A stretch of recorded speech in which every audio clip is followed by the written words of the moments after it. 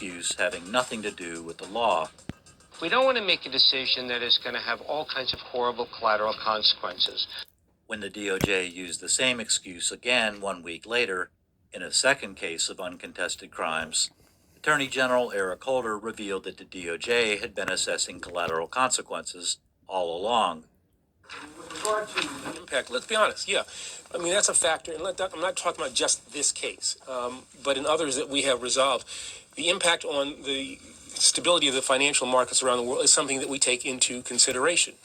We reach out to experts outside of the Justice Department to talk about what are the consequences of actions that we might take.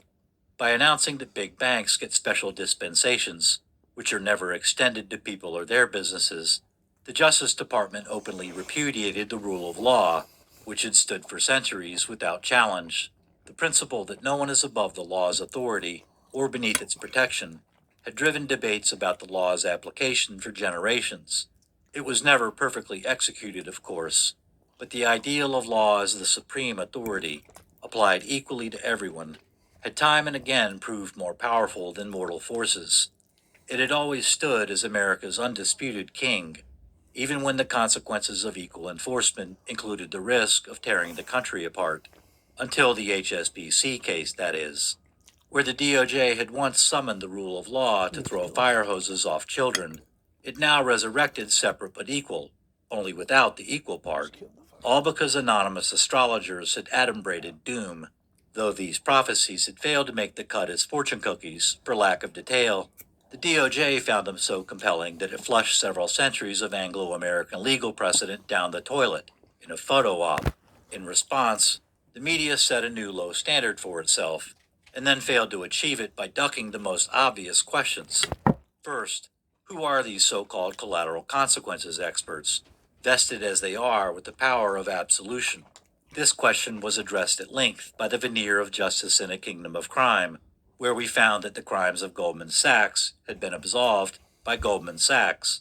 Second, as to HSBC, why weren't its ex-bankers ever indicted? After all, collateral consequences doesn't apply to individuals, only to corporations. Lanny Breuer, moreover, confirmed that every HSBC executive who'd been legally responsible for the bank's crimes had been fired, thereby sterilizing HSBC from the effects of their prosecutions. The most senior people at HSBC, I should say, none of them who were involved in the underlying conduct are still at HSBC now. The failure to indict any ex-bankers is conclusive proof that collateral consequences, like the DOJ's prior excuse about insufficient evidence, is a false cover story. Something stopped the prosecutions of ex-HSBC bankers, and since it wasn't collateral consequences, and it wasn't the law, what was it? This remained a mystery until the House Financial Services Committee released a report in July of 2016, following a 3-year investigation of the DOJ's failure to prosecute Wall Street. Not only do the report's exhibits answer the HSBC question, they answer the much bigger question of why the DOJ doesn't prosecute any too-big-to-fail banks. As it turns out, the problem with answering the $64 trillion question is the question itself. Goldman made false and misleading representations in its mortgage-backed securities. False and misleading? That's fraud. Who commits fraud? Crooks. Is anyone at Goldman Sachs going to jail for this? No. Why does this keep happening? As we shall see, that question puts the cart before the horse. The first question is what keeps happening. Once that's answered, the why is easy. What keeps happening is that cabinet members, including the Attorney General, enforce foreign legal immunities instead of U.S. law, so that a global banking cartel can commit crimes on American soil without restraint. These immunities come from the Bank for International Settlements in Basel, Switzerland, where a list of cartel members has been kept for over 5 years. Prosecutors were actually planning to indict HSBC when a mole inside the Justice Department tipped off the cartel, which dispatched the U.S. Treasury Secretary to the DOJ with a stand-down order. The resulting deferred prosecution agreement contains 4 BIS immunities, including one that specifically shields ex-bankers. When we ask what keeps happening to bank prosecutions, These immunities are the answer, and they not only ripen the question of why, they answer it. Prosecutions are toothless because high-ranking government officials have extracted the nation's teeth with these immunities, all of which contradict U.S. law. While most of this is lost on the House, its criminal charges against the DOJ and the Treasury for covering up their actions in the HSBC case are 100% correct. But any notion that the new presidential administration won't continue the crimes of the last one is dead wrong. You're going to spot them and you're going to air them out. In July of 2016, the House Financial Services Committee released a report running 33 pages and over 200 pages of exhibits. The report chronicles the DOJ's settlement of money laundering charges against HSBC for $1.92 billion. Despite the bank's case dispositive admissions of guilt, no individual was ever prosecuted, nor was the bank itself.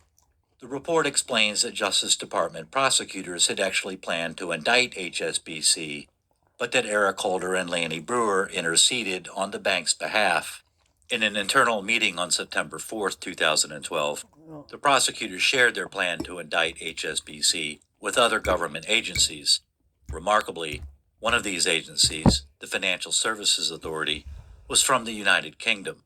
The FSA alerted UK Treasury Chancellor George Osborne, who promptly sent a letter to Federal Reserve Chairman Ben Bernanke and Treasury Secretary Tim Geithner on September 10th. The letter warned Chairman Bernanke and Secretary Geithner that prosecuting a systemically important financial institution such as HSBC could lead to contagion and pose very serious implications for financial and economic stability, particularly in Europe and Asia. 2 months later, Breuer and Holder met personally with HSBC and offered the bank a deferred prosecution agreement. The DPA reflected their decision to abandon all plans of indictment. The House report concludes that the FSA's intervention in the HSBC enforcement matter appears to have played a significant role in ultimately persuading DOJ not to prosecute HSBC. While that limited conclusion is correct, the House's breathtaking lack of curiosity about various anomalies in the exhibits crippled its broader investigation. The report observes, for instance, that the UK FSA was being particularly problematic on enforcement and adopting a light touch approach at industry's request. But the House never once questions what British officials were doing in American law enforcement meetings to begin with. As revealed by another exhibit, HSBC's status as a large British bank fails to explain why the FSA was in attendance. The FSA has been on all of the recent interagency calls regarding HSBC. It has not been on any interagency calls regarding SCB because the prosecutors have opposed its participation. Standard Chartered Bank, like HSBC, is a huge British financial institution. And yet this wasn't enough for the FSA to get inside American law enforcement meetings about SCB. Something other than size and nationality allowed the FSA to monitor the DOJ's internal meetings about HSBC. But what? This sails right by the House. Likewise, DOJ agreed to significant alterations to the deferred prosecution agreement's terms during the negotiations with HSBC that took place between November 14th and December 11th. But the House never explains why the DOJ caved in.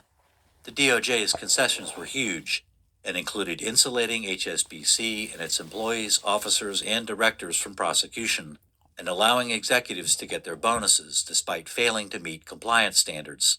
While the House rightfully says the FSA played a role in the DOJ's refusal to prosecute the bank, it never... They own you. They own everything.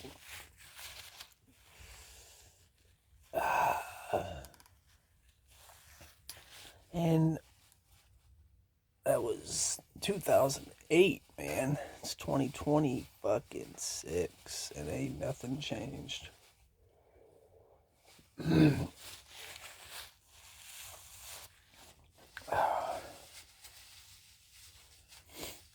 Tighten up your chin straps, America, because all hell's about to break loose.